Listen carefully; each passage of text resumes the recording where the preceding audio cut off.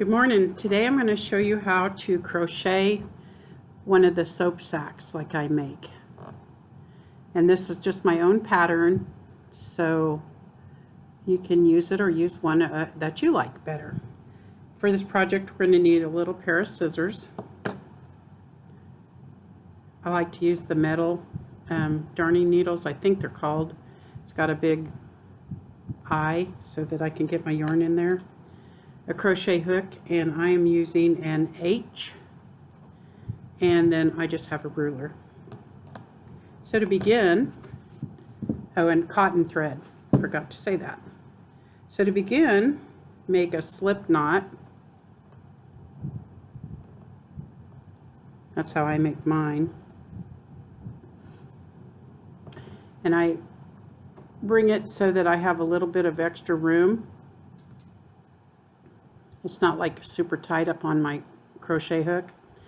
Now I'm going to chain 11.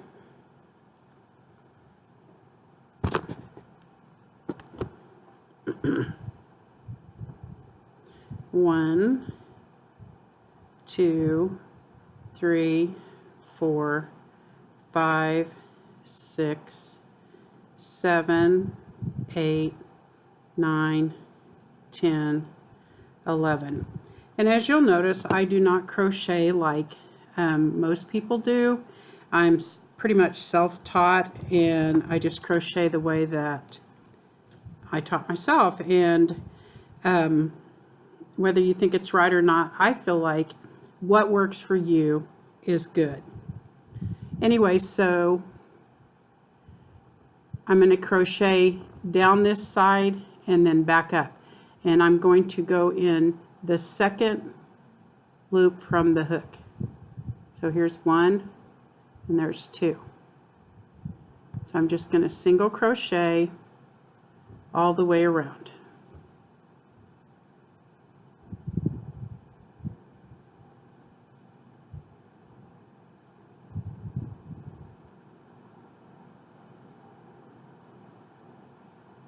And the first time when you count to 11, that's the only time that you have to do any counting. So that makes it really nice. So I'm just crocheting 1 single crochet in each one of these loops on this side when I get down to the tail. And then I'll tell you what to do next. So that's the last one on that side of the tail. So now I'm going to go down the other side.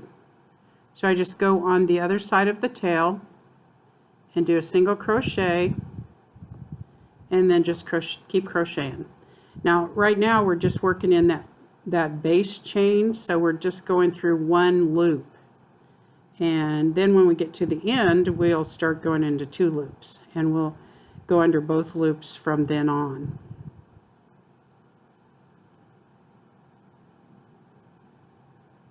I just learned how to pause my video yesterday, so I thought, ooh, that'd be perfect, because I thought, oh boy, nobody wants to sit and watch me crochet one of these for 20 minutes, because I've timed it, and that's how long it takes me to crochet one of these. And I rarely just sit and crochet one of these. I'll crochet a little bit and then go run and do something, and then come back and crochet some more. So now I'm at the end. I've crocheted up and down, and now I will begin to go through both loops instead of just 1 loop. And I'm going to crochet around and back up again.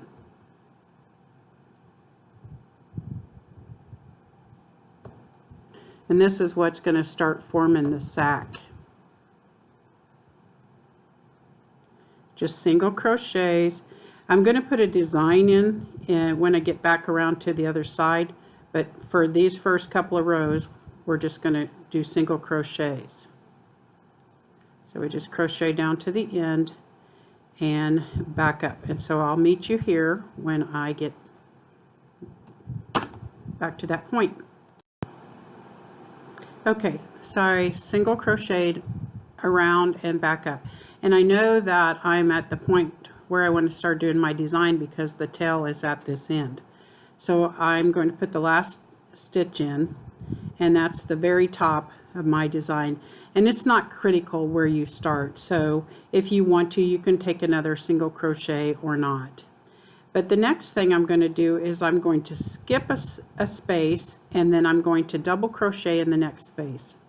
So skip a space and double crochet, and then in that very same space that we just double crocheted in, do a single crochet.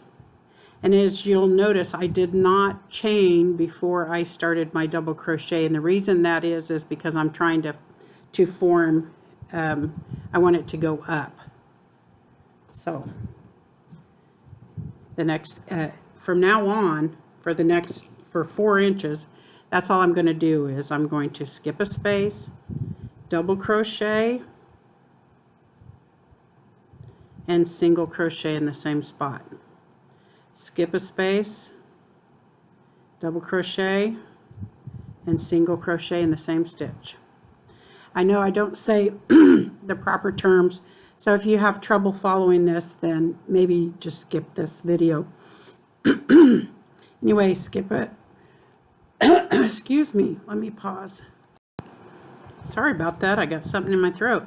Okay, skip a stitch, double crochet, and single crochet in that same stitch. Skip a stitch, double crochet, and single crochet. The reason I like this pattern is because, and I'm going to just keep doing this, there's no thinking involved. Once you made a couple of these, it's like it's a no-brainer. And that's what I need, is no-brainer stuff. Anyway, so I'm going to continue to do this until this part of it is approximately 4 inches. And then we're going to do the top. So I'm going to pause it until I get up to 4 inches, because nobody wants to sit and watch me do this for 4 inches, and I'll be back. All right, we're just about to 4 inches, and it doesn't have to be exactly 4 inches, just in that area somewhere. You don't want one that's 10 inches long or 3 inches long. You just want your finished product to be between 5 and 6 inches long. So I'm pretty close to 4 inches, and then I'll show you what I do around the top. And I like to start my different stitches on the edges, either this edge or this edge. So I'm almost over there. And I don't usually even measure these. I just did for this tutorial so that I could kind of give you an idea, even though I'm really bad at writing out instructions and such. Okay, I'm at this edge. So what I'm going to do is I'm going to measure and tell you how big this is. All right, this is 4 1/4 inches. That's perfectly fine. All right, so now what I'm going to do is I'm just going to single crochet around for about 3 rows, 3-4 rows, whatever makes you happy, whatever turns your crank. Just single crochet round and round. And that's another thing I like about this pattern, is I don't have to stop and join and start a new row. I just go round and round and round. I like going round and round and round. Anyway, after I do my 3 or 4 rows around and round of single crochet, I'm going to stop on one of my, I call them the edges. I guess it's all edges, but either here or here, okay? So we'll just go ahead and keep on single crocheting around, and you can pause the video to catch up if you are not caught up with me. And I was thinking as I was crocheting this body part of it, that, boy, it would be boring to sit and watch me crochet that. So I'm sure glad I learned how to pause the video, because I don't think I could talk for that long without just rambling. So I'm going to pause the video again, and I'll come back when I have 3 or 4 rows. Okay, I'm almost to the end of 3 rows, and the way that I can tell that I have 3 or 4 rows is I just look at both sides. And see, this one, you can definitely tell there's 3 rows. And on this one, there's 3 rows. So I fold it up, and I need 1 more stitch. And then when I get to the end, I'm going to slip stitch into my last stitch. And then I'm going to chain 15. This is going to be my loop. 6, 7, 8, 9, 10, 11, 12, 13, 14, 15. Okay, I figured these are going to get a lot of wear and tear on them, so I'm going to be really careful and diligent about finishing it. So after I've chained 15, I'm going to slip stitch into the next stitch, and then again into the next stitch, and I do this 3 or 4 times, whatever. So I made 4 slip stitches. Then I'm going to come and cut myself off a tail about that long. Let's see, that's probably about 8 inches long. So then I'm just going to pull that out, and I'm going to thread my needle.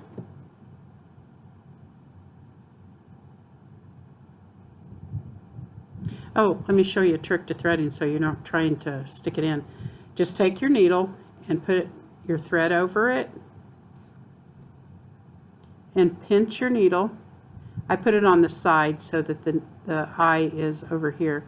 Just pinch your yarn, and then you just press the eye down over that yarn.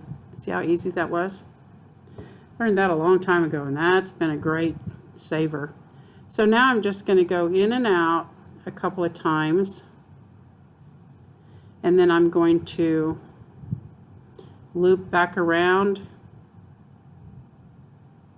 and go in and out a couple more times, and make sure that you're not going back to 2. Pull that string out. Then I'm going to go back to the inside. And now I'm just going to catch some stitches. I catch some going down, and then I catch some coming back up, because I figure if they're between bars of soap, they may throw this in the wash machine. So I just go back and forth. You can weave it back this way, however you want to. I just like to make sure that it is very sturdy and it's not going to come unraveled. So I do that a little bit, and then I just clip my thread close to my work, being careful not to cut my work, and then there I'm done. And I used to chain 12, but I started chaining 15 because I thought this would be a little bit better handle for it. And I on my other video, I forgot to say that these are very appreciated by homeless or campers, or, you know, if your kids are going to camp this summer, this is perfect for them, because a lot of times when you go to a shower, especially if it's a public shower, there isn't a place to put your soap. So if you have one of these sacks, you've got your wash rag or your washcloth and your soap all in one. You don't have to figure out where to hang or lay these things. You can even hook it on your finger while you're doing other things, washing your hair or whatever. It's not super convenient, but if you can't find a hook or somewhere to hang this while you're taking your shower, this little loop does help a lot. So anyway, that's how you make a soap sack. I hope you enjoyed my tutorial, and please subscribe and give me a thumbs up and share this video with your friends so that I can get more subscribers. I don't know why I'm doing that, but it's something I'm thinking would be fun. Thank you. Y'all have a great day. Bye-bye.